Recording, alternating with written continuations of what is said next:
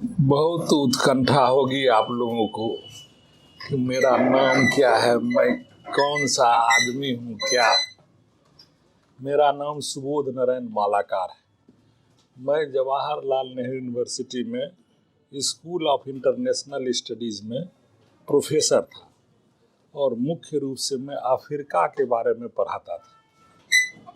मैं अफ्रीका इसलिए चुना कि इसको लोग हमेशा हे दृष्टि से देखता है, तो मैं सोचा अफ्रीका ही पढ़ूं। तो अफ्रीका में 55 देश है और वो 55 देशों की अपनी सारी अलग अलग सभ्यताएं हैं, उसके बारे में पढ़ा। तो मैं छोटा सा अपना परिचय आपको दिया। बात एक। बात दूसरी, मैं बहुत शुक्रगुजार सार्थक संवाद का, जिन्होंने आप जैसे छात्र छात्राओं से संवाद स्थापित करने का मौका दिया। मैं बहुत शुक्रगुजार। ये दूसरी बात मेरी समाप्त हुई। विषय वस्तु को घेरने के लिए विषय वस्तु से बाहर नहीं जाना है। अमूमन होता क्या है कि जो विषय वस्तु रखा जाता है, विषय वस्तु जो है वो गोल हो जाता है और लोग बहुत ही अन्यथा की बातें करके विषय वस्तु की काया और उसके हृदय को ही खत्म कर देता है। मैं वैसा नहीं कर पाऊंगा क्योंकि मेरे आदत में वो नहीं है। ये तीन बातें मैंने बात की। अब मैं विषय वस्तु पर आता हूं। पहली बात, न्याय शब्द कहीं न कहीं अन्याय है तभी न्याय शब्द आता है। तो समाज में विभिन्न ढंग की अवधारणाएं हैं, उसके न्याय और अन्याय के पक्ष हैं। तो कहीं आर्थिक अन्याय तो आर्थिक न्याय का सवाल उठेगा, है धार्मिक न्याय तो धार्मिक अन्याय और धार्मिक न्याय का सवाल उठेगा, सामाजिक अन्याय तो सामाजिक न्याय का सवाल उठेगा। तब सामाजिक न्याय के दो शब्द हुए, एक सामाजिक और दूसरा न्याय। तो सामाजिक, समाज को हम कैसे कहते हैं? विभिन्न प्रकार के वर्गों के समूह जब एक साथ रहें और उसमें एक आपसी संबंध बना हुआ, उसका एक जो है बना हुआ एक खाका है, उसी को ही तो समाज कहेंगे। तो जनता के समूह को ही हम समाज कहेंगे। अब हमारे दुनिया के अंदर जनता तो सब मिला के 10 अरब है। एक मोटा मोटे अमूमन एकदम उंगली पर तो हम नहीं बता सकते, लेकिन अमूमन एक बात बोली जाती है कि 10 अरब देश में है और हर आदमी अपनी अपनी भौगोलिक परिस्थिति में पैदा हुआ, अपने अपने देश में पैदा हुआ है, अपने अपने समाज में पैदा हुआ है, अपने अपने वातावरण में पैदा हुआ है। तो सामाजिक समूह जो है जब आपस में रहने लगे तो किसी सामाजिक समूह के साथ न्यायपूर्वक व्यवहार नहीं हुआ। कोई एक सामाजिक समूह दूसरे सामाजिक समूह को जो है अपने अंदर करके और उसके ऊपर जो है अपना राज किया या उसी को अपना गुलाम बना करके उसके ऊपर रहा, तो उसके साथ सामाजिक अन्याय हुआ। तो उसके साथ सामाजिक न्याय का भी सवाल जो है उठ जाता है कि उसका सामाजिक न्याय। ये सवाल जो है यह केवल भारत के लिए नहीं है, दुनिया के हर एक हिस्से में सामाजिक समूह का चरित्र यहाँ जात हो सकता है, लेकिन दूसरे जगह इथनिसिटी एक शब्द है। एथनिक ग्रुप्स हैं, ट्राइबल ग्रुप्स हैं। उस ट्राइबल ग्रुप्स में भी कई ट्राइबल ग्रुप्स को नीचे रख दिया गया है और कुछ ट्राइबल ग्रुप्स ऊपर रह करके नीचे वाले ट्राइबल ग्रुप्स के शोषण करके उसको उसके साथ अन्याय का भाव रखते हैं। इसी सिलसिले में एक दो छोटा सा उदाहरण आपके पास रख देता हूँ। कहिएगा कि भारत में ही सामाजिक न्याय तो जात है तो यहीं ये शब्द का विकास हुआ। ऐसी बात नहीं है। सामाजिक न्याय शब्द का विकास की संभावना दुनिया के हर एक देशों के अंदर मौजूद रहा है। अब मैं कुछ कुछ बातें बोलता हूं जो को आपको अटपटा लगेगा, लेकिन जानना जरूरी है। जैसे मान लिया जाए कि एक देश है जिसे कहते हैं कि इथोपिया, मान लिया जाए बाय द वे, एक इथोपिया देश है, उसमें बहुत सारे एथनिक ग्रुप हैं, अमहेरिक ग्रुप हैं, तो उसके अंदर जो है टिग्रियन ग्रुप है। तो टिग्रियन ज्यादा उसको जमीन था, तो अमहेरिक को जमीन नहीं था, तो वो उसको खेत मजदूर के रूप में रख लिया। तो समाज का वो अमहेरिक ग्रुप जो है वो नीचे आ गया। वहां से हटिए, आप चले जाइए नाइजीरिया में चले जाएंगे, तो वहाँ एक ग्रुप कमजोर है, लेकिन उस ग्रुप के ही क्षेत्र में बहुत सारी धन संपत्ति है, लेकिन दूसरे ग्रुप आके उस धन संपत्ति को कैप्चर करके उस समूह को जो है अपने कंट्रोल में, नियंत्रण में रख लिया। तो उसे एक शब्द बोलता है, विशेषतया ध्यान नहीं दीजिएगा उस शब्द का, बायोफ्रा उसको कहते हैं। तो बायोफ्रा मतलब दो प्रकार के ग्रुप थे, तो उस एक ग्रुप को उसने नीचा कर दिया और दूसरा ग्रुप जो है उसका संपत्ति लेकर के उसके ऊपर नियंत्रण रख लिया। ऐसे होते हवाते बात चलती रही। यह तो अस्थाई सामाजिक समूह की बात है, लेकिन बाद के दिनों में लोग एक जगह से दूसरे जगह भी जाने लगे, जिसे माइग्रेशन कहते हैं। कभी इंडिया से साउथ अफ्रीका चले गए, तो इंडियन लोगों को जो है वो नीचे रखता था।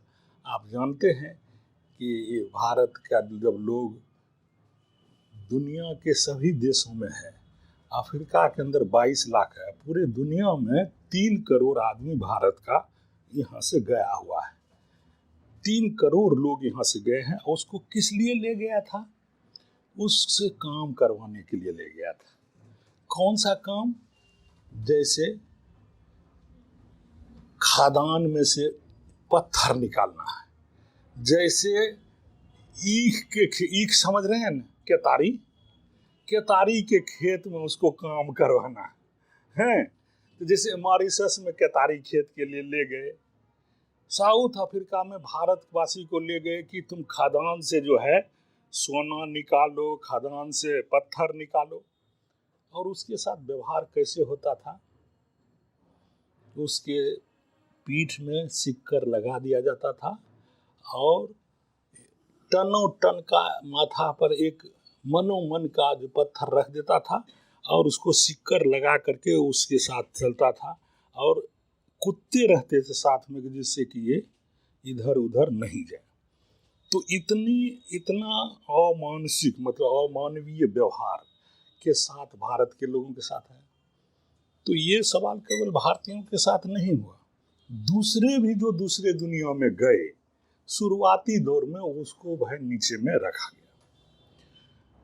कभी कभी तो ऐसा हुआ जैसे अमेरिका है, तो अमेरिका में जैसे अफ्रीका के लोग गए तो उसको एक ही जगह में घेर के रखा गया। उसको कहते हैं घेटो। उसको क्या कहते हैं? घेटो। ये शब्द जानना जरूरी है, क्योंकि बाबा साहब अम्बेडकर ने भी घेटो की चर्चा की है। तो घेटो में रखता था। घेटो में ना एक खास ढंग के एरिया में बांध करके रखना ही उसको घेटो कहते थे। और वो लोगों को कोई सुविधा नहीं देता था, जो काम करवाना था वहां से उठा के ले जाता था और मारपीट के काम करा करके फिर घेटो में आकर के रख देता था। इसी तरह ब्लैक्स जिसे कहें, अफ्रीका के लोगों को ले गया, ब्लैक्स को घेटो में रखते थे। तो सामाजिक न्याय का समय।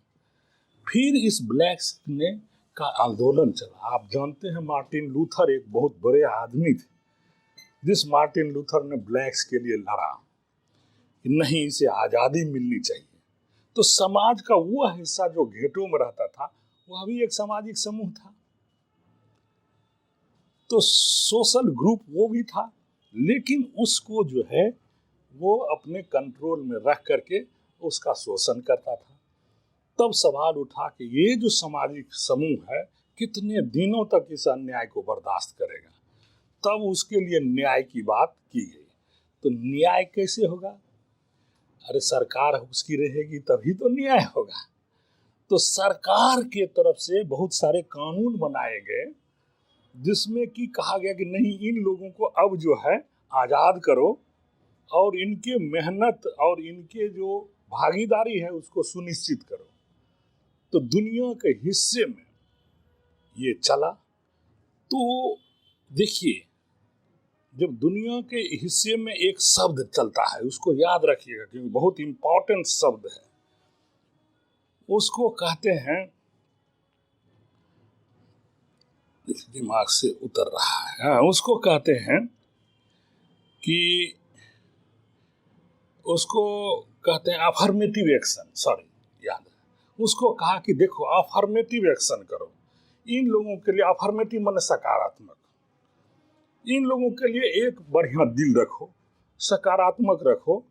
तो अफर्मेटिव एक्शंस क्या है? तो अफर्मेटिव एक्शंस जो होता है वो ये होता है कि अच्छा भाई, ये लोग बहुत दिनों से इसको सुविधा नहीं मिली है, इसको स्पेशल ध्यान दे करके इसको सुविधा दो। माने हम उसके दुख को ये समझते हैं और उसके दुख को दूर करने के लिए कुछ नियम बनाते हैं, नीतियां बनाते हैं, उसे कहते हैं अफर्मेटिव एक्शन। और ये अफर्मेटिव एक्शन दुनिया के तमाम हिस्सों में शुरू हो गया। वो 18वीं 19वीं शताब्दी में ही, 19वीं शताब्दी 20वीं शताब्दी के प्रारंभ में ये जोर पकड़ने लगा।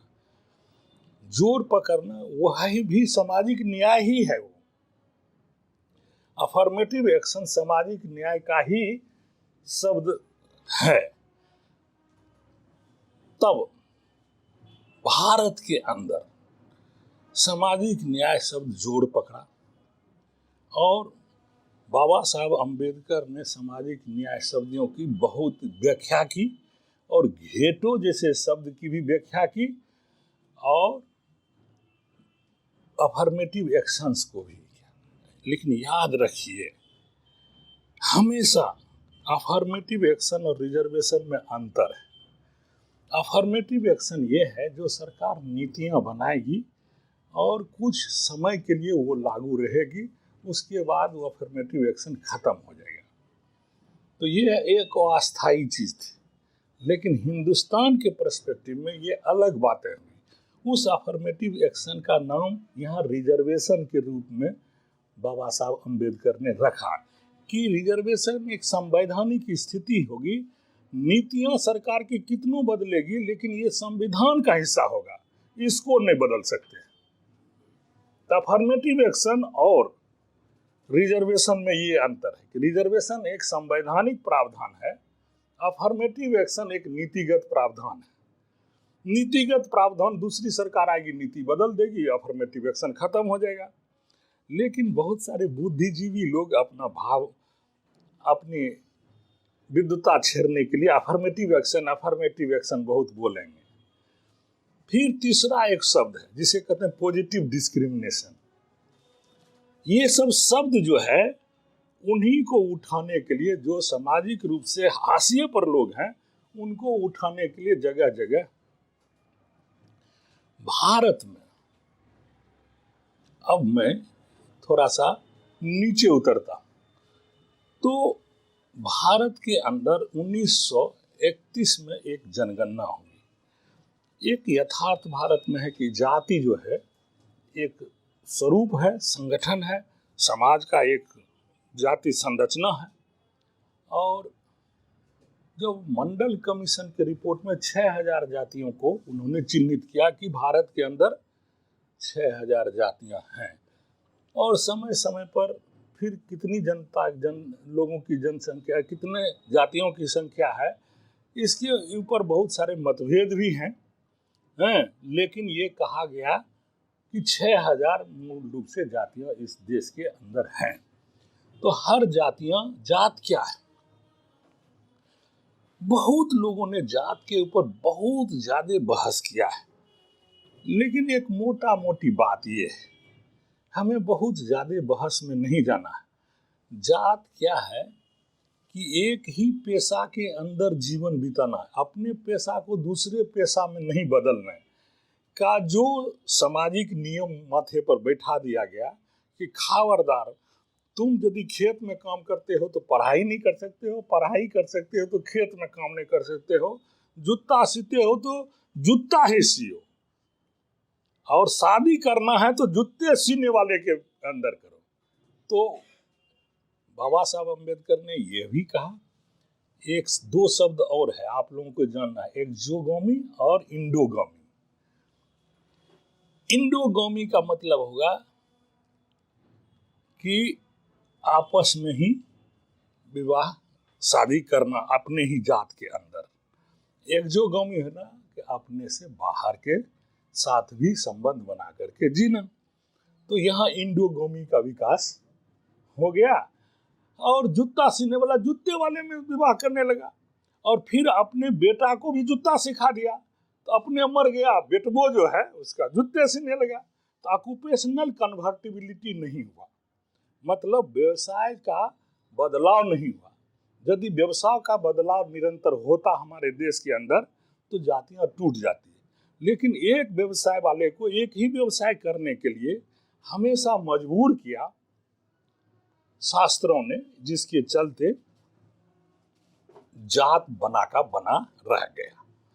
ये मोटा मोटी बात समझ में, बहुत ज्यादा बहस में जाने की जरूरत नहीं है। जात means non convertibility of occupation, व्यवसाय का बदलाव नहीं करना, एक ही व्यवसाय में पूरी जिंदगी और जनरेशन टू जनरेशन रहेगा तो वो जात बना रहेगा। और इंडोगामी मतलब आपस में विवाह जो होगा एक ही जात के अंदर होगा।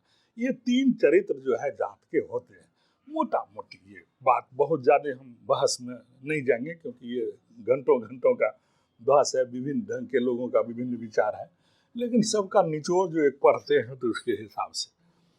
तो इसमें जो हुआ कि इस जात के अंदर भी बहुत सारे ऐसे जात वंचित हो गए, और खासकर धर्मशास्त्र ने एक डिफिनेशन दे दिया कि कौन जात किस में रहेगा, उसकी परिभाषा भी उसने निश्चित कर दी।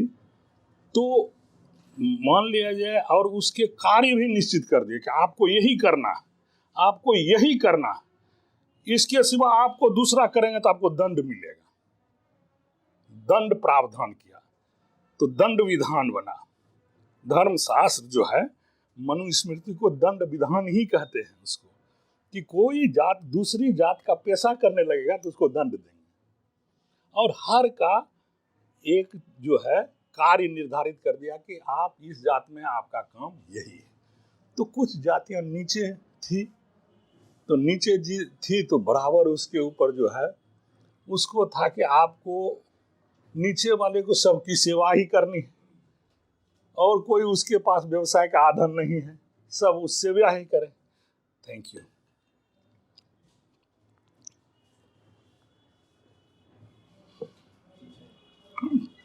तो जाति के आधार पर लोग कुछ वंचित हो गए,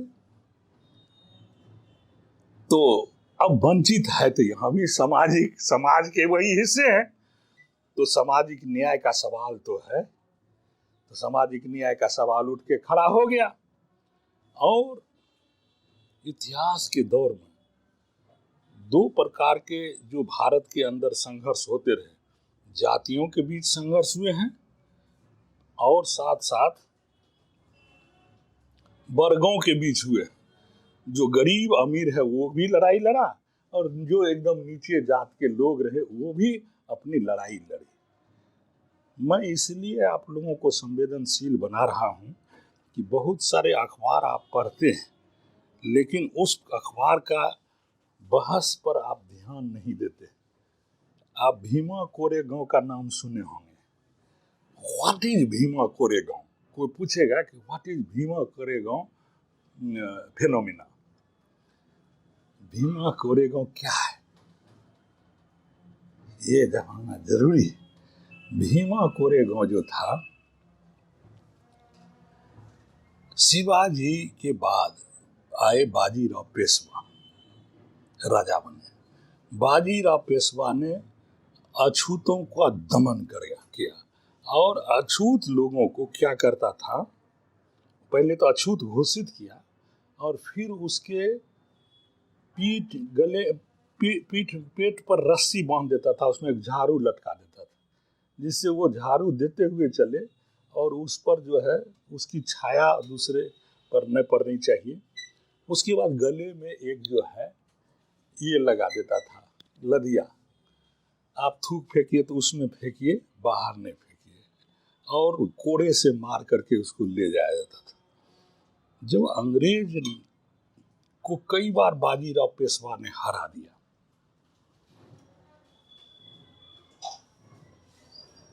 तो बाजीराव पेशवा हमेशा जीतता था। अंग्रेज देखा कि हम जो है जीत नहीं पाते, बैठो, या जहां स्थिर होना है स्थिर हो।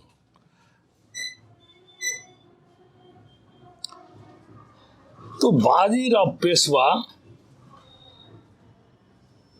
हमेशा जीतता था। तो अंग्रेज सोचा कि तो हम बार बार हार ही जाते हैं। तो उसने कहा महारों को, महार नीची जात के लोग होते थे, कि तुम हमारी सेना में आ जाओ। और महार ने खुद कहा कि आप मुझे अपनी सेना में ले लीजिए और बाजीराव पेशवा को हम हरा देंगे और आपके हाथों में अंग्रेजी शासन बना का बना रह जाएगा। तो 24,000 सेनाएं थी पेशवा की, 700 महारों को उसने इंक्लूड किया अंग्रेजों ने महार रेजिमेंट में, और वो 700 दलित बाजीराव पेशवा के छक्के छोड़ा दिए और हरा दिया, और अंग्रेज के तरफ से हरा दिया। वो भीमा कोरेगांव में जो शहीद हुए उसकी शहादत जो है भूमि है या कब्र कहते हैं, वहाँ हर साल मेला लगता है।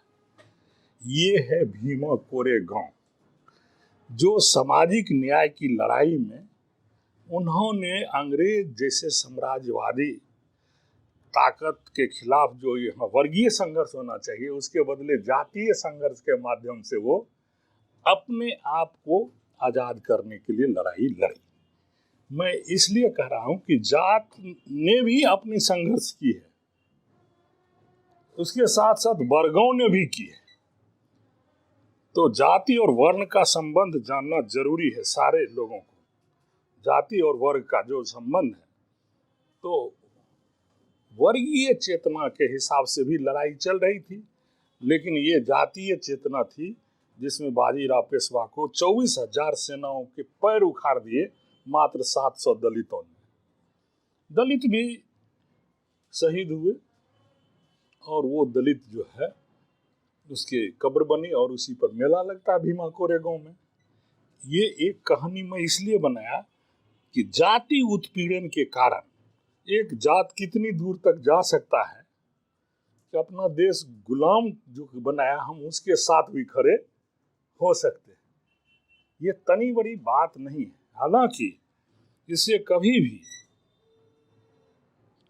इस रूप में नहीं देखना चाहिए कि अंग्रेजों का साथ दिया, इस रूप में देखना चाहिए कि जाति उत्पीड़न से कल्याण पाने के लिए उसने ये रास्ता अख्तियार किया। यह उसके सामाजिक न्याय की लड़ाई का हिस्सा है। इतिहास में बहुत सारी घटनाएं घटी हैं, बहुत संवेदनशील। उसके बारे में हम जितना बताएंगे तो आप जो है उसे बर्दाश्त कर नहीं पाएंगे। इतने इतने इतने इतने इतने लड़ाई। अब ये सवाल कि एक जात अपनी ही पेशा में रखेगा, इसे दंड विधान के द्वारा निर्धारित किया गया। दंड विधान किसने लिखा है? मनु ने लिखा है।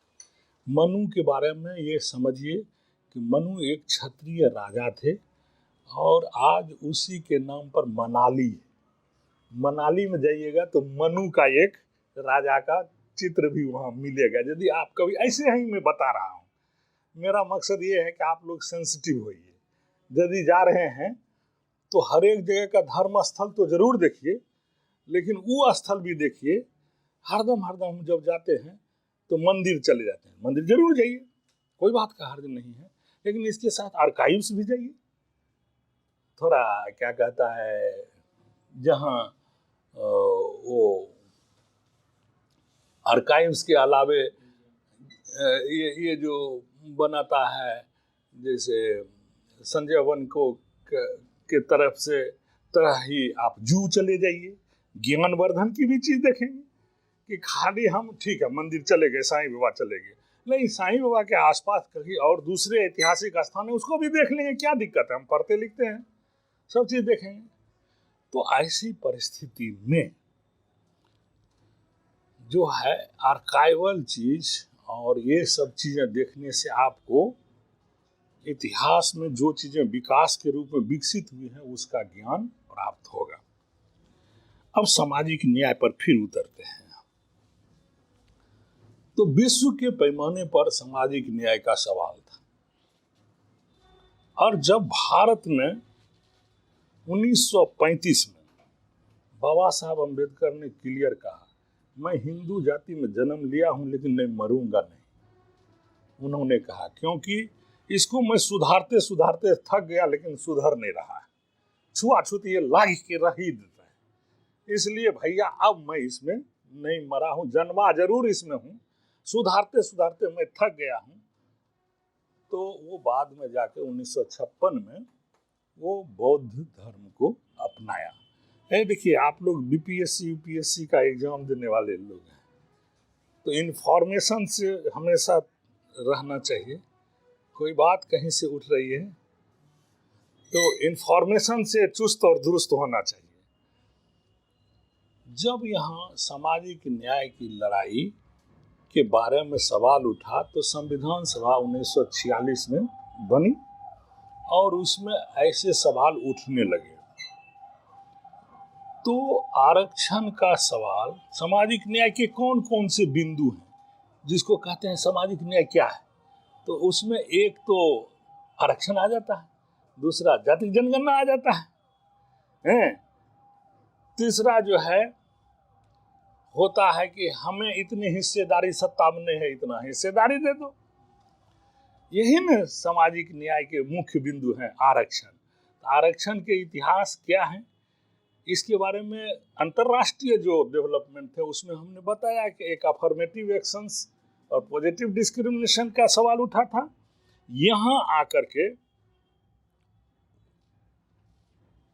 20वीं सदी के उत्तरार्ध में ही, मतलब शुरुआती दौर में ही, उत्तरार्ध नहीं, शुरुआती दौर, प्रारंभिक काल में ही अंग्रेजों को ये लग गया था कि अब हम यहाँ से जाएंगे। तो उन्होंने कहा कि जाएंगे तो आप वहाँ जाके पहले ये देखिए कि भागिएगा तो किनको किनको व्यवस्था दे दीजिएगा हाथ में, किसको किसको आप राजगद्दी दीजिएगा। तो वहाँ से कई कमीशन आए, उसमें सबसे बहुत महत्वपूर्ण कमीशन था साइमन कमीशन।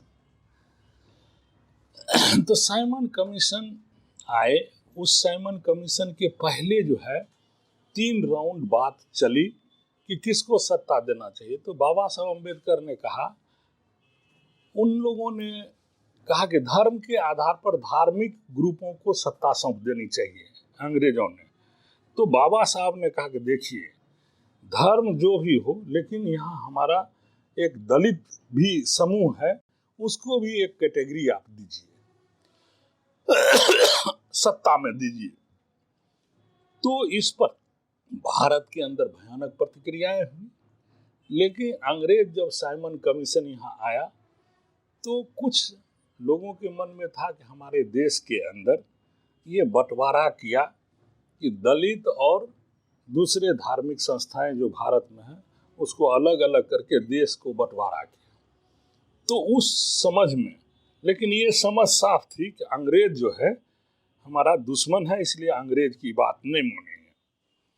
लेकिन बाबा साहब अम्बेडकर ने कहा अंग्रेजों से कि आपके रहते हुए यदि हमें न्याय नहीं मिलेगा दलित को, तो हम सब दिन हम यूं ही रह जाएंगे। तब बाबा साहब की बात को साइमन कमीशन क्या जो 3 राउंड गप हुआ था, उसी में अंग्रेजों ने कबूल कर लिया था कि बाबा साहब अम्बेडकर की बात मान लेनी चाहिए।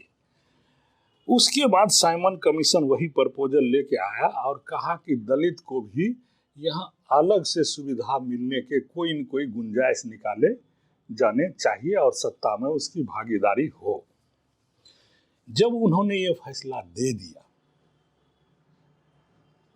तब गांधी जी उपवास पर चले गए। यरवदा जेल में ही थे और वहां उपवास पर चले गए। और उसके बाद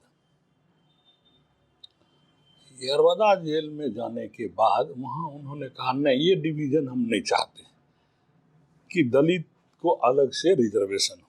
तो अंबेडकर और गांधी जी में एक खास ढंग का मनमुटाव शुरू हुआ। ये ऐसे ही मैं कह रहा हूं, लेकिन दोनों का पर्पस ये था कि भारतीय समाज किस तरह से जो है एक अच्छे समाज के रूप में विकसित हो। दोनों अपने अपने ढंग से विचार रख रहे थे, लेकिन दोनों के विचारों में दम था। तो हम ये नहीं कह सकते हैं कि ये खराब था ये अच्छा था। दोनों जो है भारत के ही लोगों के लिए चिंतित था। तब बाबा साहब अंबेडकर और ये बैठे, उसे ही कहते हैं पूना पैक्ट। उसको क्या कहते हैं? पूना पैक्ट। वो दोनों बैठे, अंबेडकर साहब के जो ग्रुप थे और उनके गांधी के भी जो ग्रुप थे, दोनों बैठे, बहस मुहब्बसा शुरू हुई। होते होते गांधी जी ने कहा कि आरक्षण दे देना चाहिए। बाबा साहब ने कहा आरक्षण नहीं, हमें जो है रिप्रेजेंटेशन जो है वो दूसरे ढंग से दीजिए। हैं, हमको उस तरह से आरक्षण का को उन्होंने जिस तरह से गांधी जी ने प्रपोज किया उसका उन्होंने विरोध किया। इन्होंने कहा कि हमें जो है ऐसा आरक्षण दीजिए कि जिस क्षेत्र में दलित खड़ा हो केवल दलित ही वोट दे, जनरल लोग वोट न दे। समझे कि नहीं? इन्होंने ये सवाल उठाया, लेकिन गांधी जी उसको नहीं माने। और बाबा साहब ने देख लिया कि गांधी जी एक बहुत बड़े नेता हैं और ये यदि नहीं मानते हैं तो हमको बहुत ही ज़्यादा हमारे दलित लोगों का नरसंहार हो जाएगा, इसीलिए इसे मान ही लेना चाहिए। और गांधी जी मरने के कगार पर पहुंच गए तो अंबेडकर की पत्नी ने भी कहा कि आप ही के ऊपर दोष जाएगा, इसलिए आप मान लीजिए गांधी जी की बात। तो गांधी जी की बात मान ली और गांधी जी ने ही आरक्षण के ऊपर अपना डिट्टो दे दिया। ये समझना इसलिए जरूरी है कि इतिहास के दौर में ये सब बहस दरपेश हुआ है, समझे ना? नहीं समझेंगे तो कभी कभी ऊपरी चीज आ जाएगी अखबार में और उसका बैकग्राउंड नहीं जानेंगे तो हम जो है सही विश्लेषण पर नहीं पहुंच पाएंगे। फिर संविधान सभा हुआ। संविधान सभा के सदस्यों ने अंबेडकर के जो सोच थे उसकी पुष्टि कर दी और आरक्षण का प्रावधान संविधान सभा में पास हुआ। और 1946 के बाद जब संविधान सभा ने संविधान लागू करने की बात की तो दलित मतलब शेड्यूल कास्ट, उसने दलित नहीं बोला, दलित शब्द का अंबेडकर ने विरोध किया है, ये मैं आपको पहले बता दे रहा हूँ। उन्होंने शेड्यूल्ड में रखा है, शेड्यूल में मतलब कानूनी दर्जा दिया है कास्ट को। शेड्यूल में रखना मतलब कॉन्स्टिट्यूशनल प्रोविजन में रखा, शेड्यूल कास्ट और शेड्यूल ट्राइब। और वो जो 1931 में एक जातीय जनगणना हुई थी उसके आधार पर जातियों को उसने रिजर्वेशन के गांधी जी के समझौते के हिसाब के प्रस्ताव से उसने रखा और संविधान सभा ने कहा नहीं, उसे आरक्षण मिलना चाहिए। तो यह संविधान के अंदर इन रूट हुआ और संविधान के अंदर SC ST कमीशन बना और वो कमीशन को संवैधानिक अधिकार प्राप्त है जो OBC के को नहीं था। लेकिन बाबा साहब ने बाद में कहा कि OBC को भी संवैधानिक दर्जा मिलना चाहिए। आज आप नहीं दे रहे हैं तो भविष्य में आप दीजिए। तो सामाजिक न्याय की एक लड़ाई दलित का जो सवाल था, शेड्यूल कास्ट शेड्यूल ट्राइब्स का, वो एक 1951 के संविधान में ही इनरूट हो गया, उसमें चला गया संविधान के अंदर। लेकिन उसी संविधान सभा ने यह भी पास किया था कि OBC को भी रिजर्वेशन मिलना चाहिए, संविधान ने पास कर दिया। तो तब मिलेगा जबकि OBC का कमीशन होगा। तो इसी निर्देश के आधार पर 1955 में एक काका कालेलकर आयोग बना। समझे न, ये सामाजिक न्याय के आरक्षण के पहलू को हम आपके सामने रख रहे हैं। जाति जनगणना थोड़ा सा बाद में छुएंगे, इसको मैं पूरा कर देता हूँ बहुत जल्दी। मैं बहुत ज़्यादा जो है इसमें आप लोगों को नहीं लपेटूंगा।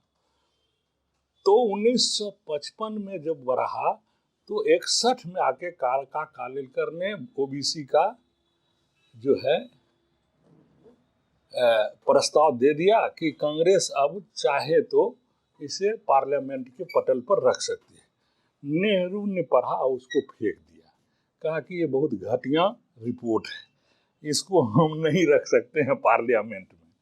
लेकिन संविधान सभा का यह मैंडेट तो था ही कि कमीशन इस्टेब्लिश कीजिए और कमीशन के रिपोर्ट को लागू कीजिए।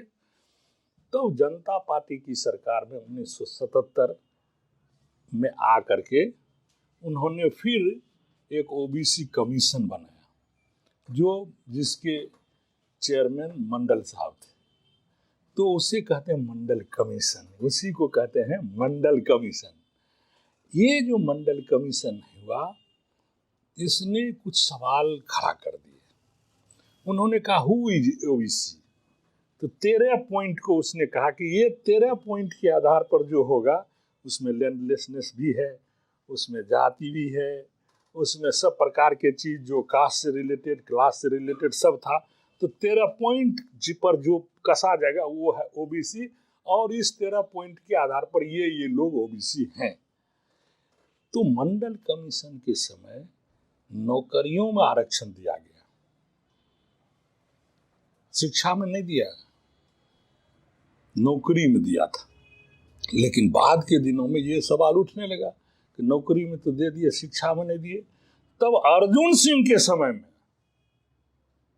2006 में आकर के फिर उसने शिक्षा में जो है रिजर्वेशन दिया कि नहीं, ओबीसी को शिक्षा के आधार पर भी शिक्षा में भी रिजर्वेशन मिलेगा। ये है आपके आरक्षण, जो सामाजिक न्याय के एक हिस्से का एक विश्लेषण है। अब जाति जनगणना का सवाल है। हमने आपको बताया जाति 1931 में एक बार जनगणना हुई और एक कास्ट लिस्ट बना। और हर जनगणना कब होता है? हर 10 वर्षों के बाद जनगणना होती है। उसके बाद 31 के बाद कभी जनगणना जाति की हुई नहीं। लेकिन जाति के जो चेतना, उत्पीड़न से निकलने वाली चेतना थी, वो बार बार दबाव सरकार पर दे रही थी कि आप जाति जनगणना कराइए। तो इसके दबाव के कारण 2011 में भारत की संसद ने ये पास किया कि जाति जनगणना कराना चाहिए, और यह एक मैंडेट दे दिया पार्लियामेंट ने, जब मनमोहन सिंह की सरकार थी तभी।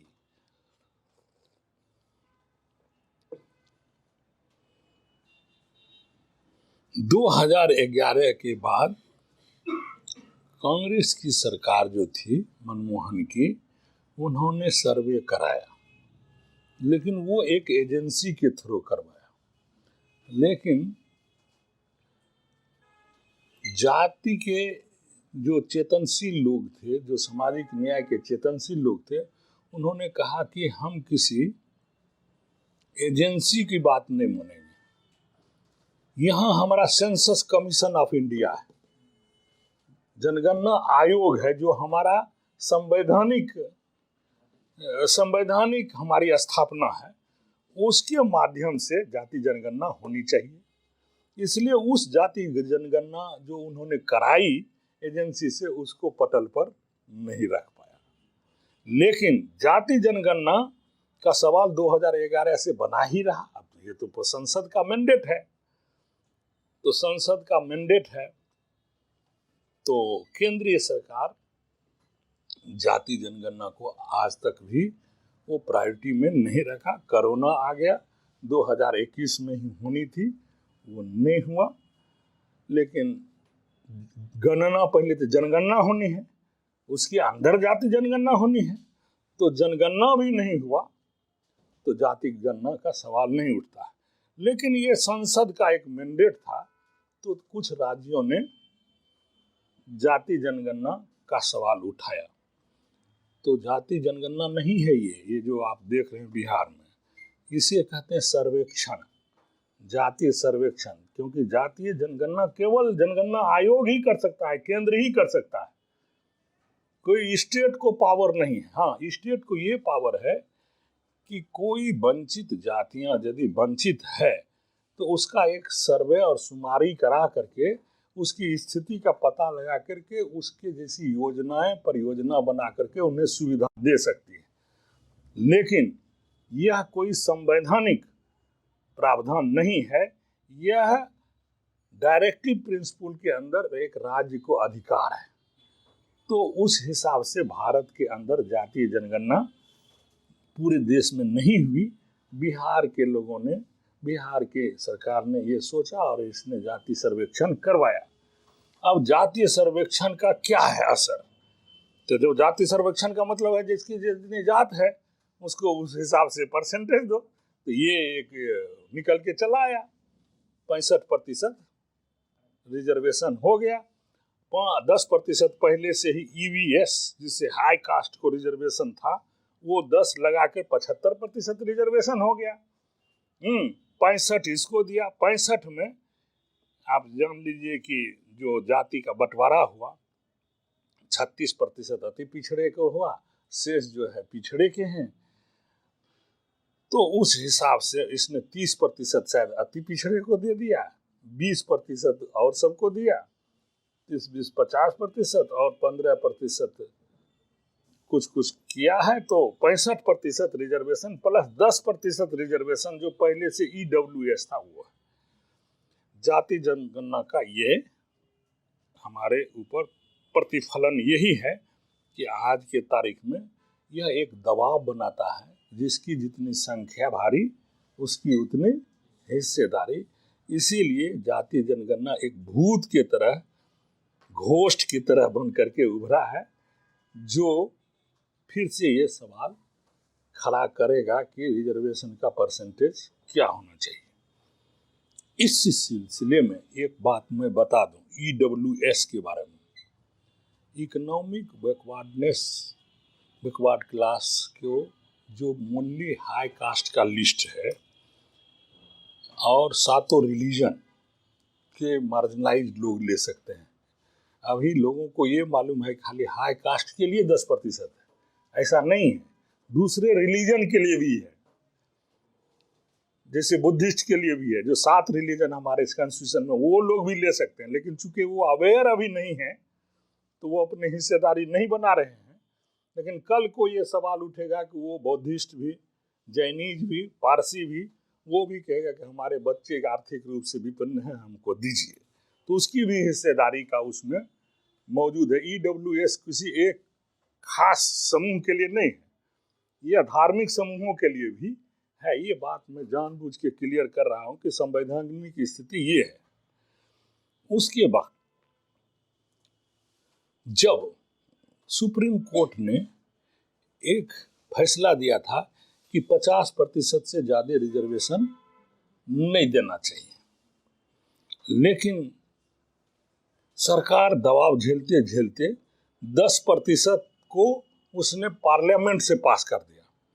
पार्लियामेंट का मतलब 2 सदन होते हैं, एक लोकसभा एक राज्यसभा, तो दोनों में पास करा दिया तो एक्ट बन गया। अब एक्ट बन गया तो ये नेशनल एक्ट बन गया, 10% देना ही है। तब इसका क्या माने है? आपने 50% के बैरियर को तोड़ ही दिया, 50 से 60 कर ही दिया, और एक पंडारा बॉक्स खुल गया कि नहीं, तब तो जनसंख्या जिसकी भारी होगी, दबाव होगा, तो 60-50 के बाद भी दिया जा सकता है। छत्तीसगढ़ में 80% रिजर्वेशन कर दिया SC ST OBC को। ये केस चला गया हाई कोर्ट में, रुका हुआ। लेकिन ये सवाल जब आप बैरियर हट ही गया अब 50% का, तो कोई भी राज्य जो है अपने जनसंख्या के प्रतिशत के हिसाब से रिजर्वेशन को रख देगा। तो हमें बोलने का अधिकार तो है नहीं कि भाई जो है थोड़ा सा बचा के चलिए, ऐसा कह नहीं सकते, क्योंकि सरकार जो है अपने सरकार बचाने के लिए वो कोटवा तो वो पास करा करके लागू करेगा। तो इस जाति जनगणना का ये सामाजिक न्याय के ये दो पक्ष हैं। अब सामाजिक न्याय के आंदोलन की स्थिति क्या है पूरे देश और दुनिया के अंदर? ये सामाजिक न्याय का सवाल केवल यहीं नहीं उठा, दुनिया के अंदर उठा, और सबसे ज्यादा जो उठा वो भूमंडलीकरण जब लागू हो रहा था 1990 में। तो सामाजिक न्याय का सवाल भूमंडलीकरण की ताकतों ने उनसे उठाया। वो इसलिए उठाया कि वर्गीय सवाल मुखर होकर के न निकले, सामाजिक न्याय का सवाल ऐसे मुंह बा करके निकले कि आर्थिक सवालों के ऊपर जनता लड़े नहीं। तो उसने भी पूरे वर्ल्ड के लेवल पर सोशल जस्टिस का नारा दिया। सोशल जस्टिस के नारे के तहत बहुत बड़ी बड़ी किताबें लिखी गई। अमृत सेन भी लिखे, बहुत बड़े जो स्कॉलर थे और वो नोबेल प्राइज विनर भी थे। उन्होंने आइडेंटिटी पर लिखा कि एक आदमी का बहुत आइडेंटिटी होता है और हर उस आइडेंटिटी का कदर होना चाहिए। जैसे मैं किसी का बेटा हूँ तो एक बेटे के रूप में आइडेंटिटी है, किसी का मामा हूँ तो मामी के रूप में आइडेंटिटी है, मैं किसी का नाना हूँ तो मेरा नाना के रूप में आइडेंटिटी है। कि एक आदमी का मल्टीपल आइडेंटिटी होता है। तो पहचान की राजनीति जो है सामाजिक न्याय की राजनीति से जुड़ गया और दुनिया के पैमाने पर सामाजिक न्याय को वर्गीय लड़ाई विश्व के पैमाने पर न हो, इसके लिए सामाजिक न्याय को लाया गया कि वर्गीय सवाल जो उठे दुनिया में विश्व कैपिटलिज्म के, वर्ल्ड कैपिटलिज्म के खिलाफ, वो कमजोर रहे। इसीलिए उसने सामाजिक न्याय के नारा दिया। उसी सामाजिक न्याय के नारे में भूमंडलीकरण का एक और इम्फेसिस है, उसे कहते हैं फेमिनिज्म। महिला भी सामाजिक न्याय का बहुत बड़ा हिस्सा है। उसने फेमिनिज्म को भी इनकॉर्पोरेट किया और पूरे दुनिया के पैमाने पर फेमिनिज्म और सोशल जस्टिस, ये दो शब्द भूमंडलीकरण के साथ ही 1990 में विश्व के पैमाने पर पूरी तरह फैल गया और हर जगह दुनिया के पैमाने पर सोशल जस्टिस का सवाल उठ गया। आज़ादी के बाद, हमारे आज़ादी के बाद बहुत सारे दूसरे देश आज़ाद हुए। तो भारत के जो सामाजिक न्याय के पहलू हैं उसको उन्होंने अध्ययन किया, जैसे नेल्सन मंडेला ने किया। तो उन लोगों ने भी वहाँ दिया कि ब्लैक्स को ऐसे ऐसे प्रिविलेज मिलना चाहिए, लेकिन वो अफर्मेटिव एक्शन नीति के तहत दिया है, परमानेंट नहीं दिया है। मलेशिया में दिया है। तो इस तरह से सामाजिक न्याय का एक अंतर्राष्ट्रीय महत्व बढ़ता चला गया और आज के तारीख में सामाजिक न्याय एक अंतर्राष्ट्रीय विवेचना का विषय है, विश्लेषण का विषय है, न कि केवल भारतीय विश्लेषण का विषय है। क्योंकि भारत की स्थिति विश्व के अंतर्गत यदि आप 10 अरब आदमी हैं तो 143 करोड़ आदमी तो भारत में ही मौजूद है। तो विश्व के जनसंख्या का एक बहुत बड़ा हिस्सा यदि सामाजिक न्याय के चीज़ों को नेतृत्व करता है तो उसका विश्वजनीन असर पड़ सकता है। तो इसलिए यहाँ सामाजिक न्याय के आंदोलन की महत्ता जितनी बढ़ेगी भारत के अंदर, विश्व के अंदर भी उसका प्रभाव उस ढंग से जो है होता चला जाएगा। अब ये यात्रा क्या है कि सामाजिक न्याय केवल भारत से यात्रा नहीं की। मेरा जो अंतिम उपसंहार है कि सामाजिक न्याय की यात्रा एक विश्वजनीन यात्रा है।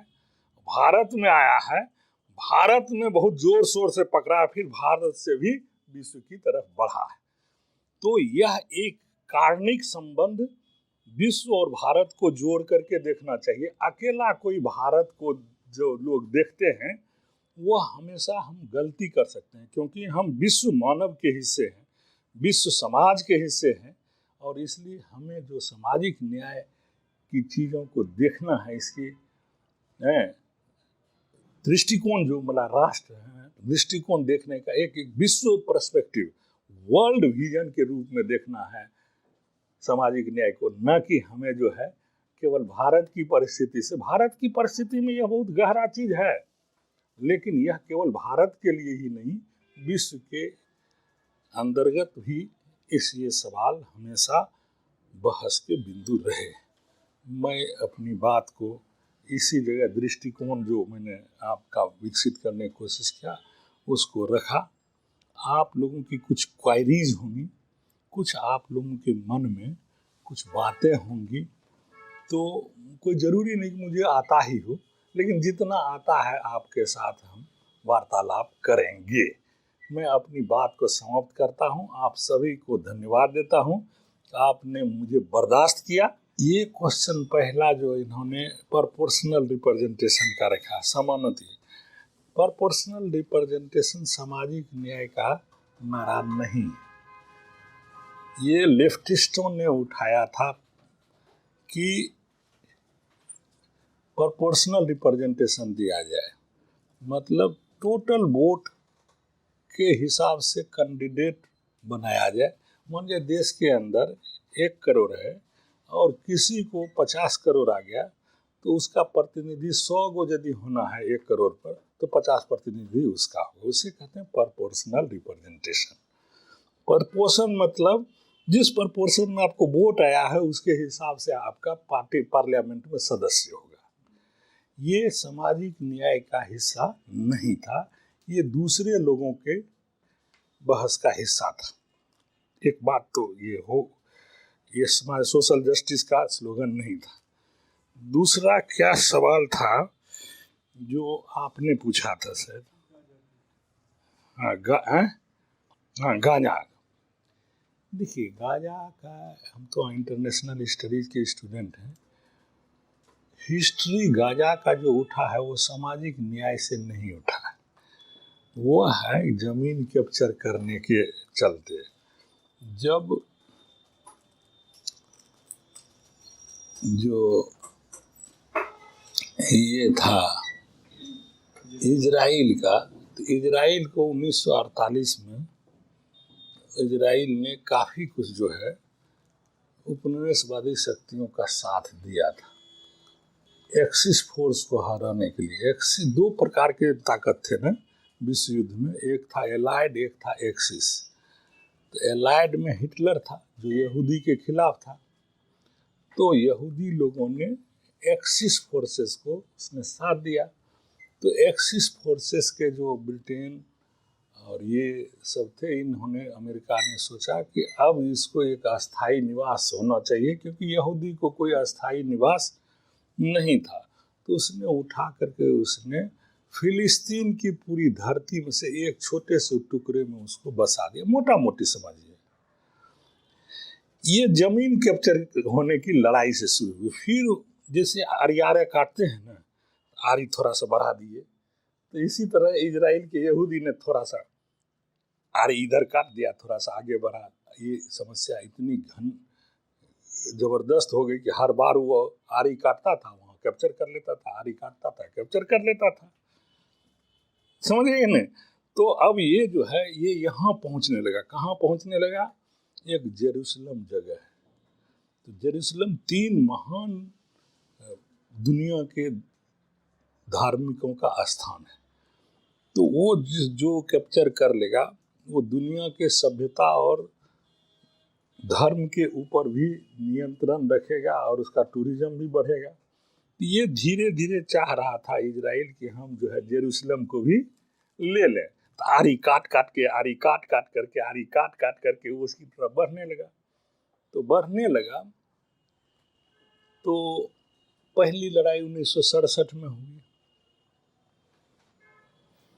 तो उसे अरब इजराइल युद्ध कहते हैं। अरब के सब कंट्रीज इजराइल के खिलाफ थे। तो पहली लड़ाई हार गया अरब, लेकिन एक समझौता हुआ। समझौता होने में ये कहा गया, जो फिलिस्तीन के भी जो लीडर लड़ने वाले थे, यासिर अराफात, बहुत बड़े लीडर थे। एक समझौता हुआ कि हाँ, इजराइल को हम ख़त्म नहीं करना चाहते, इजराइल का राज्य रहेगा, लेकिन जेरूसलम जो है वो फिलिस्तीन का ही हिस्सा रहेगा।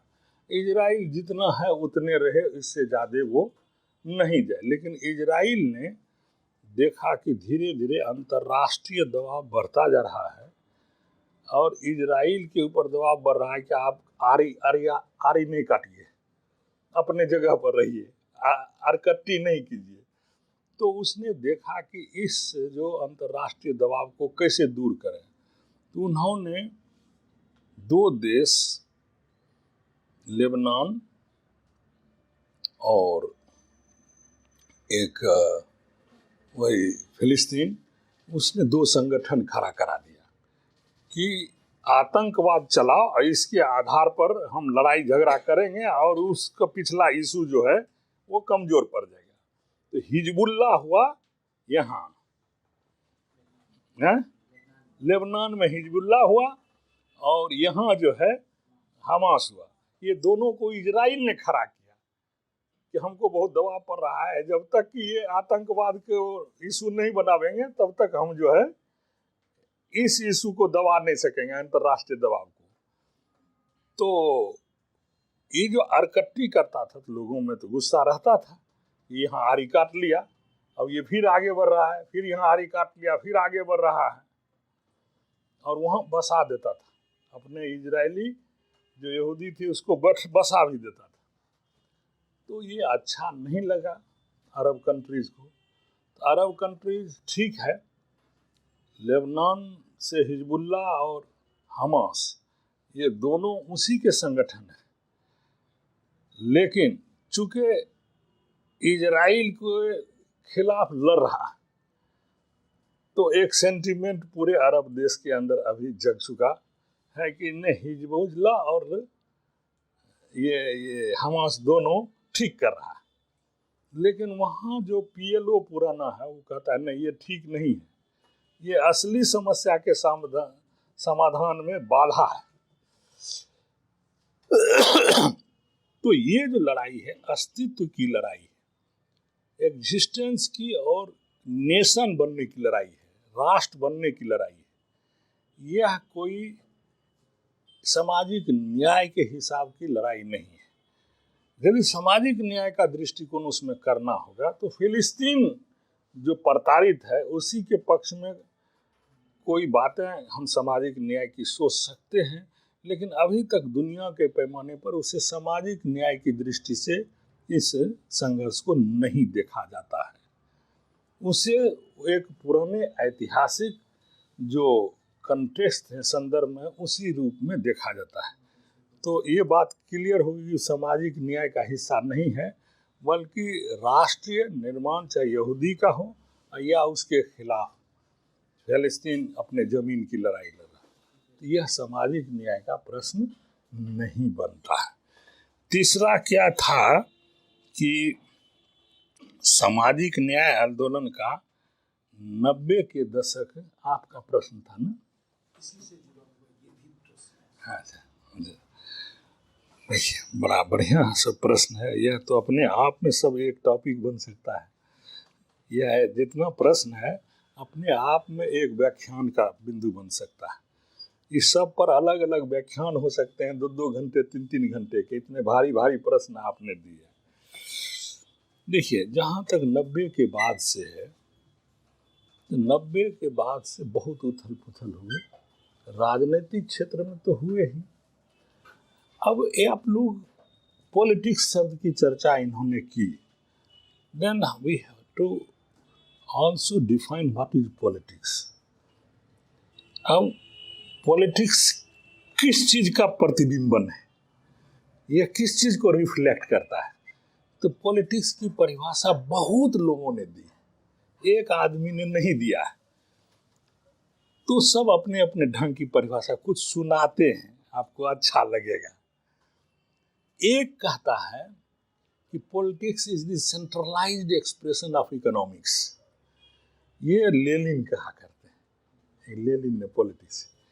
एक कहता है कि politics is the broader range of political activity, political activity का जो है विस्तृत स्वरूप ही पॉलिटिक्स है।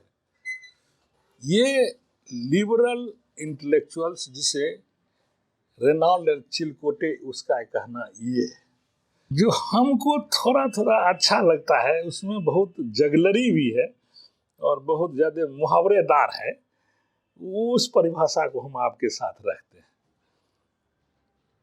एक मार्क्स का दामाद था, उसका नाम था पॉल लेफार्जे। तो जब मार्क्स मर गया तो वो भी कुछ किताब लिखा, मार्क्सिज्म एंड हिज कंटेम्पोररी, एक किताब लिखा। तो उसने पॉलिटिक्स की परिभाषा दी। हालांकि यह परिभाषा जो है मन और हृदय को अच्छा लगता है, लेकिन वास्तविकता कितना प्रतिबिंबित करता है वो आप लोगों के ऊपर छोड़ देते हैं, लेकिन हम वो परिभाषा बता देते हैं। Politics is the knowledge of millions and billions factor is spinning on the spinning wheel of the time. समय के चक्र पर हजारों हजार ज्ञान का वह भंडार है राजनीति। It is a science and also a applied science.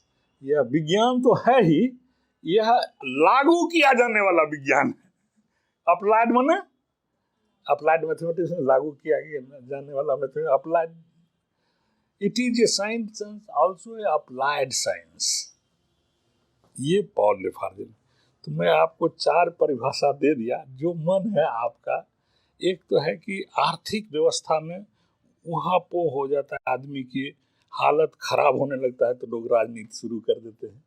तो उससे लेनिन ने कहा कि politics is the centralised expression of economics. और वो लिबरल ने कहा अरे भाई पॉलिटिक्स को उतना दूर तक गहराई में मत ले जाओ, जो कोई भी पॉलिटिकल एक्टिविटी करता है वही पॉलिटिक्स है। उसने ये बोल दिया।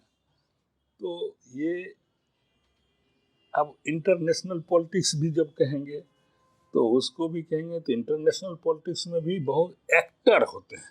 एक्टर के मतलब कार्य करने वाला ग्रुप। तो इस दोनों में जब संघर्ष होता है तो इंटरनेशनल पॉलिटिक्स की भी परिभाषा रखी गई।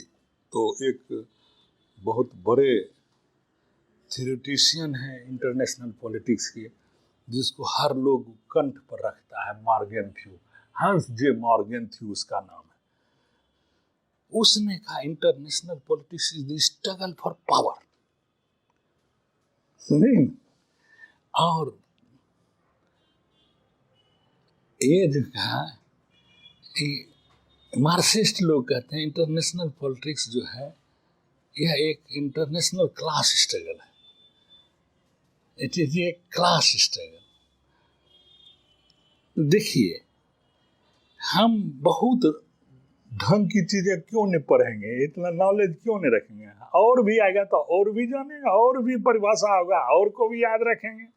देखते हैं कि कौन भविष्य में फिट होता है। हम तो कोई एक परिभाषा के साथ रहेंगे नहीं। हमको जो समझ में आता है कि ये परिभाषा अभी फिट दिखाई दे रही है, तो उसी परिभाषा को समझिए, वो फिट है, मामला फिट है। तो इंटरनेशनल पॉलिटिक्स, लेकिन हर परिभाषाओं का एक पृष्ठभूमि है और उस पृष्ठभूमि के अंतर्गत बहुत सारी घटनाएं हैं जिससे कि वो परिभाषा बनी है। परिभाषा ऐसे नहीं बनी है, बल्कि बहुत सारे पृष्ठभूमि उसमें मौजूद है।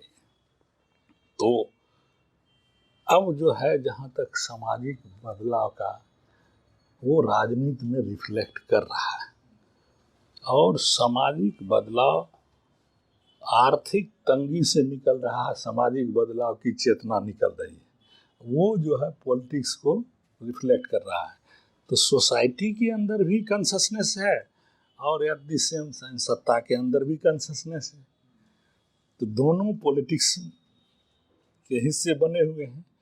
जहाँ तक सामाजिक न्याय का सवाल है, 90 के बाद से कैसे वो दिखाई देता है, तो वो तो आप जितना कैटेगराइजेशन ऑफ दलित पॉलिटिक्स है, सोशल पॉलिटिक्स है, एक धारा नहीं है सामाजिक न्याय की। सामाजिक न्याय की अनेकों धारा हो गई और मारा मारी है हर धारा में। दलित के अंदर जो आंदोलन है उसके अंदर मारा मारी है, ओबीसी के अंदर मारा मारी है, अति पिछड़ा पिछड़ा का मारा मारी है, हैं? तो ये परिवर्तन क्यों है कि कॉन्शसनेस आया है, आदमी अपने अधिकार को किस ढंग से रिफ्लेक्ट कर सकते हैं उसके हिसाब से उसमें परिवर्तन आया।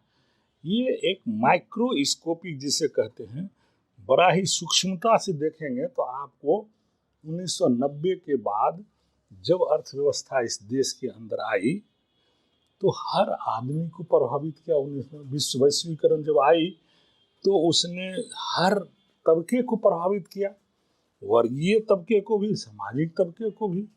अब जिस सामाजिक तबके को रिजर्वेशन मिलता था अब नहीं मिलेगा इस वैश्वीकरण में, क्योंकि प्राइवेटाइजेशन के दौर में अब रिजर्वेशन नहीं मिलेगा तो फिर जो है वो कहेगा प्राइवेट में रिजर्वेशन दो।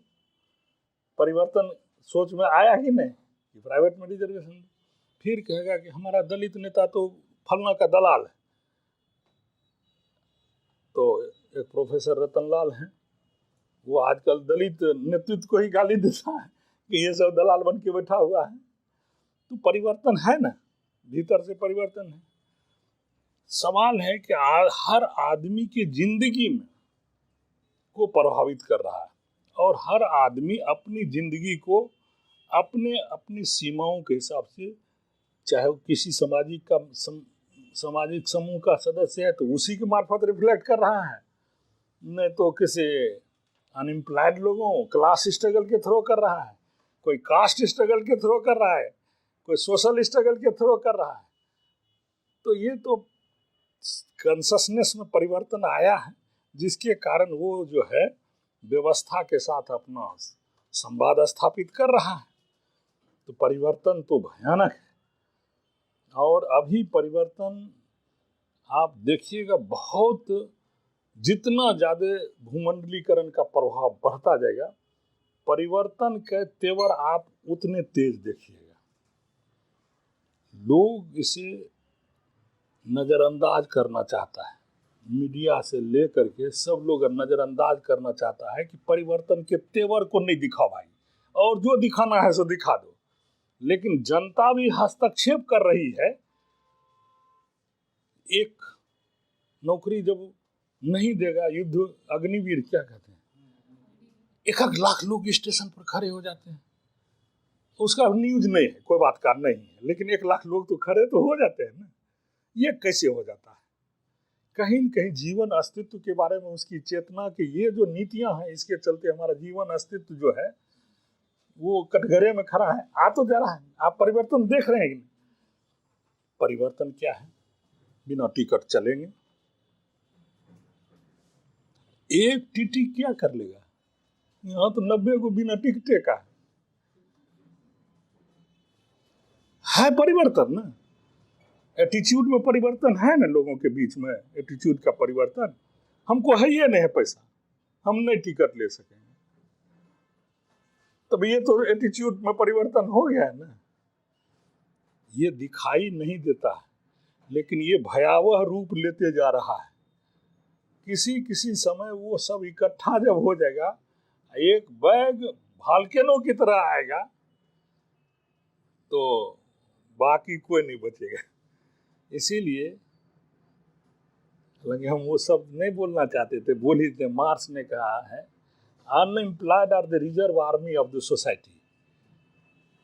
बेरोजगार जो है यह रिजर्व आर्मी है, और जिस दिन ये सिर उठा करके एक बार रोड पर चलेंगे, दरिया में तिनके की तरह हर सरकार बह जाएगी। क्योंकि अनएम्प्लॉयमेंट जो है यह पैदा किया हुआ चीज है, होता नहीं है। ये पैदा किया हुआ चीज है, तो जिसने पैदा किया है आदमी लड़ेगा अपने अस्तित्व, जीवन कैसे चलाएगा, कुछ न कुछ तो उसे रोजगार चाहिए। तो परिवर्तन है, परिवर्तन को देखने की दृष्टि हमें विकसित करनी होगी। किस मार्फत से? लगातार जनता के बीच और नए नए साहित्य को पढ़ते हुए, नए नए लिटरेचर को पढ़ें, और दुनिया में क्या हो रहा है तो आपको परिवर्तन स्पष्ट नजर आएगी। बहुत तेज तर्रार परिवर्तन है। एक है पहचान की राजनीति और सामाजिक न्याय के क्या है संबंधों को खोलें। देखिए, आइडेंटिटी क्वेश्चन के बारे में हल्का सा मैंने इशारा दिया था। आइडेंटिटी क्वेश्चन व्यक्ति की भावनाओं से जुड़ा हुआ है, और वो जो है उसके ऊपर जब भी आघात होता है तब आदमी सचेत हो जाता है। क्योंकि आदमी, ये शरीर है, इसमें दो चीजें हैं, एक शरीर की आवश्यकता है, एक मस्तिष्क की आवश्यकता है। लेकिन ये मस्तिष्क किसी शरीर में, इसीलिए मस्तिष्क भी इस शरीर का हिस्सा है। लेकिन बड़े बड़े शोषकों ने यह कोशिश की है कि मस्तिष्क को शरीर से अलग कर दें, मतलब चिंतन को, विचार को हमेशा शरीर के श्रम से उसे अलग करें। ये हमेशा कोशिश होती रही है सर। और ऐसी में जब पहचान की राजनीति होती है तो दिमाग कहता है कि मैं इस पहचान का हूं, मैं इस पहचान का हूं, और उस आइडेंटिटी को लेके वो एसर्ट करना चाहता है कि मैं इस पहचान का हूं, मुझे जिंदा रहने का अधिकार है, मैं छुआछूत में नहीं रह सकता, मैं जो है, हमें स्वतंत्रता पूर्वक घूमने फिरने का अधिकार है। हमको ऐसा नहीं सोचिए कि हमको कोई जो है अलग थलग आदमी है, वो समाज के बीच में रहना चाहता है, हम चाहते हैं उसको अलग रखना। तो अलग रहने के कारण उसमें जो गुस्सा आता है तो उसमें राजनीति होता है पहचानने, मैं भी कुछ हूँ, हमारे वजूद को आप कैसे चैलेंज कर दे, मैं भी कुछ हूँ। यही पहचान की राजनीति है, मैं भी कुछ हूँ, यही पहचान की राजनीति। इसीलिए पहचान की राजनीति का भी अपना एक सकारात्मक भूमिका है, जो उसकी जिंदगी के जो आवश्यकताएं हैं सम्मान के साथ जीने का, उसके साथ वो जुड़ा हुआ है। और असम्मानजनक स्थिति में आदमी रहना नहीं चाहता है, और सम्मानजनक स्थिति प्राप्त करने के लिए वो पहचान की राजनीति में जाना चाहता है। आज जितने भी सामाजिक न्याय के आंदोलन के किरदार हैं, उसमें पहचान की राजनीति का कंटेंट बहुत है। आइडेंटिटी प्रोजेक्शंस काफ़ी है, लेकिन खतरनाक भी है। देश भी तोड़ सकता है, यह परिवार भी तोड़ सकता है। लेकिन इसके साथ साथ यदि उसे ठीक से डील न किया जाए तो ये बहुत खतरनाक हो सकता है। आइडेंटिटी का पॉलिटिक्स, यह देश तोड़ सकता है, आइडेंटिटी की पॉलिटिक्स। इसीलिए आइडेंटिटी को एक खास सीमा तक उसे समझ करके उसे दुत्कारने की जरूरत नहीं है। उसको समझने की जरूरत है कि इस आइडेंटिटी को का जो मान ली छुआछूत से आइडेंटिटी निकला है तो इसकी वाजिब बात है, उसकी वाजिब चीज़ को सकारना जरूरी है। और ये सब कोई करता है, ये कोई एक जात का सवाल, हर जात को लगता है कि इस अमानवीय चीज़ों के साथ हम नहीं रहेंगे, ये मानवता के खिलाफ है। इसीलिए उसके प्रति सबकी संवेदनाएं हैं, कोई एक जात की नहीं है। सब जात सोचता है इसके प्रति अन्याय न हो, इसको छुआछूत के आधार पर अलग नहीं रखा जाए। यह भी आदमी है, यह भी मानव है, सबके मन में है। लेकिन यदि उसे ऐसा एहसास होने लगे, हमको लोग ऐसा ही समझता है, तब तो पहचान वो अपना बना करके सर्ट करेगा ही। बहुत बहुत धन्यवाद सर। मैं एक बात अक्सर कहता हूं कि आप लोग उत्तर की तलाश हम लोगों से करते,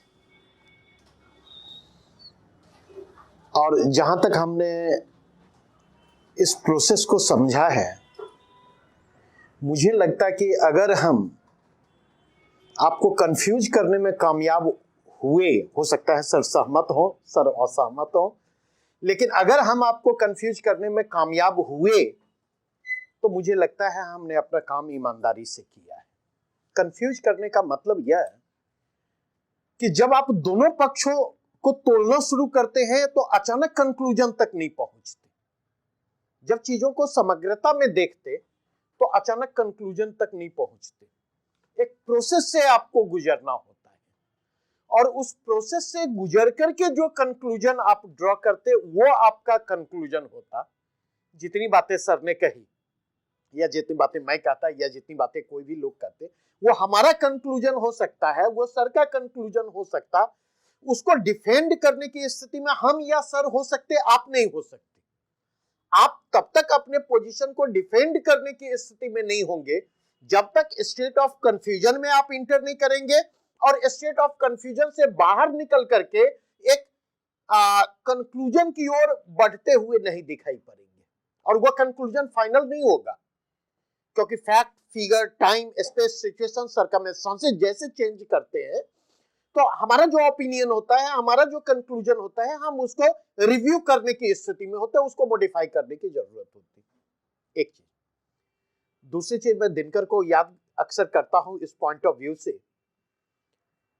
कि दिनकर केवल प्रश्न उठाता है, दिनकर केवल प्रश्न उठाता है, समाधान की बात न कोई पास, मूढ़ समस्याओं का केवल दास। और क्यों दिनकर केवल प्रश्न उठाता है, तो इसका जवाब दिनकर ही देते, जो कुछ खुलता सामने समस्या है केवल, असली निदान पर वज्र के ताले हैं, उत्तर शायद हो छुपा मुक्ता के भीतर, हम तो प्रश्नों का रूप सजाने वाले हैं।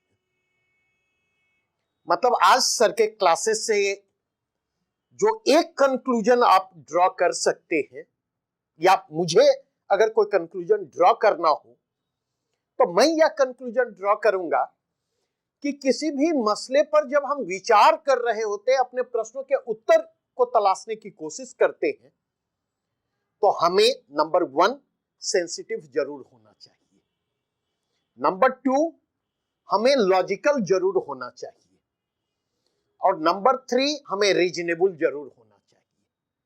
अगर इन 3 चीजों को हमने मेंटेन किया तो हम इस तरफ हो उस तरफ हो, दिक्कत नहीं है। हम कंसर्न को समझने की स्थिति में हो सकते टू सम एक्सटेंट, और जब कंसर्न को समझने की स्थिति में होंगे तो रिजोल्यूशन की स्थिति में भी हम होंगे, नहीं होंगे ऐसी बात नहीं है। अब मुझे जो लगता है, एक आउटलाइन दिया गया global perspective, world international scenario में भी, डोमेस्टिक नेशनल सिनेरियो में भी, जिनकी रुचि है पॉलिटिक्स ऑफ, क्योंकि ये मेरा प्रिय विषय है, मैं टर्म यूज करता हूं पॉलिटिक्स ऑफ सोशल जस्टिस अक्सर, और जब politics of social justice term मैं यूज करता हूं, आइडेंटिटी पॉलिटिक्स की बात करता, तो अक्सर इंटेंशन को मैं सबसे ज्यादा अहमियत वहां पर देता, whether it will lead towards fragmentation or it will lead towards inclusion, ये प्रश्न मेरे लिए अहम है। और अगर इंटेंशन इंक्लूजन का है, क्योंकि होता है ना कि राजनीति अगर होगी तो उसकी कॉस्ट भी होगी, उस कॉस्ट को कौन चुकाएगा, हैव या हैव नॉट? जो सक्षम है वो कॉस्ट चुकाएंगे, या जो सक्षम नहीं है वो कॉस्ट चुकाएंगे। नहीं, सर ने एक बड़ी अच्छी चीज, कई इंसाइट मिले। जैसे सर ने एक प्रश्न उठाया, ये जो नियो इकोनॉमिक लिबरलिज्म है, लिबरलाइजेशन, प्राइवेटाइजेशन, ग्लोबलाइजेशन, नहीं, उस नियो इकोनॉमिक लिबरलिज्म की नीड और रिक्वायरमेंट उन्हें आइडेंटिटी पॉलिटिक्स को आगे बढ़ाने और पॉलिटिक्स ऑफ सोशल जस्टिस को आगे करने के लिए उन्हें उत्प्रेरित करती है, उसका कवर के रूप में इस्तेमाल करते हैं। शायद अभी के पहले ये हाइपोथेसिस मेरे पास नहीं था, लेकिन अगर आपको ध्यान हो, वीडियोज हमारे उपलब्ध हैं ईडब्ल्यूएस रिजर्वेशन को लेकर के, तो ईडब्ल्यूएस रिजर्वेशन पर जब जो भी डिस्कशन हमारे हैं, उसमें अक्सर मैं कहता हूं, आप जाकर के देखें, ये मध्यवर्ती डोमिनेंट जातियां जो हैं, इनके द्वारा अगर रिजर्वेशन की मांग की जा रही है तो बड़ी डूबियस मांगे हैं, या तो हमें भी आरक्षण दो या आरक्षण को खत्म करो। इसको कहते थे कि जब हम हारने की स्थिति में बचपन में होते थे, गली के क्रिकेट में, तो क्या करते थे, किसी तरह परिणाम आने के पहले भंडुल कर दे। और अगर आप जाकर के देखें, ऐसी जितनी मध्यवर्ती जातियां हैं वो रूरल बैकग्राउंड की हैं, एग्रीकल्चरल एक्टिविटी से संबद्ध हैं, और वे डोमिनेंट कास्ट की कैटेगरी में आती है। तो जब सर ने कहा तो मैं लिंक कर रहा था कि ये बातें तो हम करते थे, लेकिन इस हाइपोथेसिस की बात नहीं करते थे। नहीं? तो जैसे जैसे खेती और किसानी की स्थिति बिगड़ी, किसानों की स्थिति खराब हुई, ग्रामीण दुर्दशा बढ़ी, रूरल डिस्कंटेंट बढ़ा, तो अब डिस्कंटेंट इमर्ज कर रहा था। सर ने विस्फोट की बात की, तो इस विस्फोट को कैसे रोके? तो वहां पर आइडेंटिटी पॉलिटिक्स या रिजर्वेशन की राजनीति जो है उसको हमने आगे करके उस इमोशन को, उस डिस्कंटेंट को डाइवर्ट करने का प्रयास किया, और ये पूरे भारत में आप देख सकते हैं। तो थोड़ा सा कंक्लूजन ड्रॉ करने की जल्दबाजी ना करें, थोड़ा सा जाने कंस्टिट्यूएंट असेंबली के, मैं नहीं कह सकता ईडब्ल्यूएस रिजर्वेशन पर सर के क्या ओपिनियन है, लेकिन मैं ईडब्ल्यूएस रिजर्वेशन के अगेंस्ट हूं, मुझे किसी भी दृष्टि से जस्टिफाइड नहीं लगता। ठीक उसी प्रकार जैसे आप देखेंगे क्रीमी लेयर की अभी चर्चा चल रही थी, नहीं? आप पता चला कि पिछड़ी जातियों के कंटेक्स्ट में क्रीमी लेयर को आपने 8 लाख रखा, ईडब्ल्यूएस के कंटेक्स्ट में भी आपने क्रीमी लेयर को 8 लाख रखा। इसके रैशनल्स मुझे अब तक नहीं समझ में आए, नहीं? और सुप्रीम कोर्ट के जजमेंट से गुजरते हुए मैंने महसूस किया कि ये ऐसे प्रश्न थे जिनसे सुप्रीम कोर्ट को जूझना चाहिए था, लेकिन सुप्रीम कोर्ट ने वहां इन प्रश्नों को बाईपास किया है कई जेन्युइन। तो जाइए कंस्टिट्यूएंट असेंबली के डिबेट को पढ़ें, मौका निकालें, न्यूज़पेपर में आलेख आते रहते हैं, उन आलेखों से गुजरें, जो इंसाइट अभी 1.5 घंटे के क्लास में आपको मिला उस इंसाइट को डेवलप करने की कोशिश करें।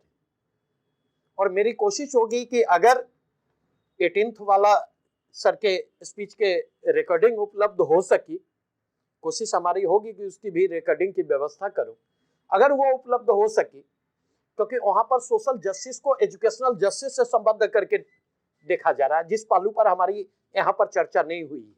हमारी कोशिश होगी एक सीरीज के रूप में इसको हम लोग आगे बढ़ाएं। तो आज के लिए बस इतना ही। मैं जी 5 एकड़ जमीन होना चाहिए जी टाउन में, 1100 1000 वर्ग फीट में जी घर होना चाहिए, तभी क्रीमी लेयर में।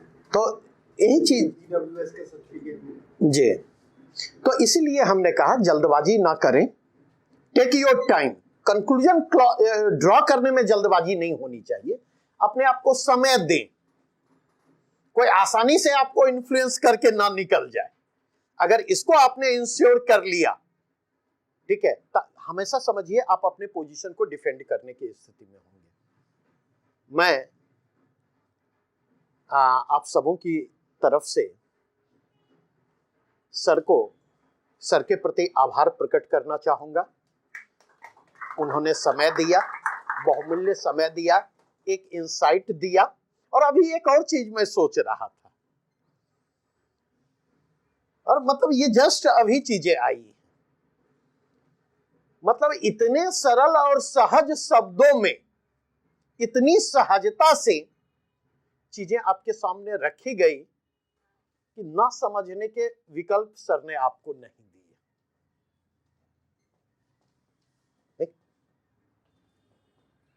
तो निश्चित तौर पर इसके फायदे मिलेंगे, और आगे भी हमारी कोशिश होगी टाइम टू टाइम, क्योंकि एक और इशू है जिस पर मैं चाहूंगा, कई बार मेरी कैलाश चंद्र सर से बात हुई है, स्वामी सहजानंद सरस्वती टॉपिक है आपके, और वाल्टर हाउजर के साथ कैलाश चंद्र सर ने उन्हें असिस्ट किया है। तो मैं कैलाश सर से रिक्वेस्ट किया था, उन्होंने कहा था जब भी, तो मैं चाहूंगा कि एक लेक्चर जो है वो स्वामी सहजानंद सरस्वती पर हो, जिसमें पीजेंट मूवमेंट और नेशनल मूवमेंट का जो इंटरेक्शन है, और उस इंटरेक्शन ने कैसे पीजेंट मूवमेंट को गति दी है और कैसे उस इंटरेक्शन ने नेशनल मूवमेंट को गति दी है। तो बहुत जल्द उस पर भी हम एक लेक्चर आयोजित करेंगे। तो वो हमारी कोशिश होगी। जैसे चंपारण सत्याग्रह है, तो पुष्यमित्र जी अखिलेश सर के मित्र हैं, हम लोगों के मित्र हैं, और उन्होंने नील पर एक पूरी की पूरी बुक ही लिखी है। तो थोड़ा सा मतलब एक कॉम्पिटिटिव एग्जाम का जो डिसिप्लिन होता है ना, थोड़ा सा हम इस बार उससे बाहर भी निकलने की कोशिश करेंगे, और जब उससे बाहर निकल करके चीजों को देखेंगे तो आपके आंसर में वैल्यू एडिशन की संभावना पैदा लेगी। एक बार फिर से आप सबों को बहुत बहुत धन्यवाद, और सर से आग्रह करूंगा कि मैं भी कुछ सीखना चाहता। एक मैं चाहूंगा लिबरलिज्म, नियो लिबरलिज्म पर सर आगे जब भी उनकी उपलब्धता हो उस पर एक क्लास ले। Thanks a lot.